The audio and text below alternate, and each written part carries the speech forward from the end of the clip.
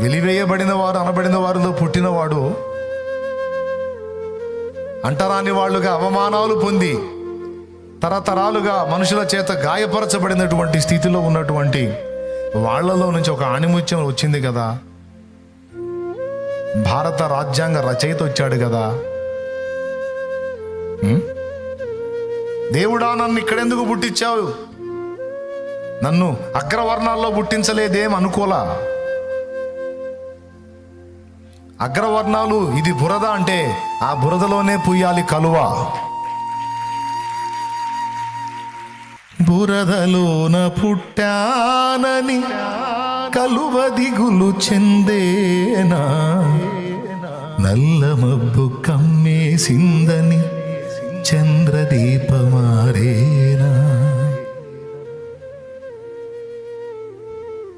ఈ పేదోళ్ళింటో ఎందుకు పుట్టించావు? ఈ దరిద్రులింటో ఎందుకు పుట్టించావు? తల్లిదండ్రులు లేని అనాథలుగా నన్ను ఎందుకు చేశావు? అనాథనగా నన్ను ఎందుకు చేశావు? తండ్రి లేకుండా ఎందుకు చేసావు? తల్లి లేకుండా ఎందుకు చేసావు? విధవరాలిగా ఎందుకు చేసావు? అందరికీ భర్తలను ఇచ్చావు, నా భర్తను ఎందుకు తీసుకున్నావు? అందరికీ పిల్లల్ని ఇచ్చావు, నన్ను ఎందుకు గొడ్రాలను చేసావు?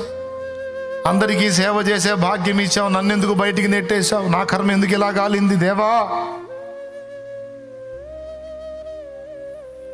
అని అందరిలాగా నా బతికేలాగా, వారలాగా వీరిలాగా నా బ్రతికేలాగా అని పొద్దస్తమానం ఇతరులను చూసుకొని ఇతరులతో పోల్చుకొని మనసును గాయపరుచుకొని ఏమీ సాధించలేని స్థితిలో, ఎందుకు పనికిరాని స్థితి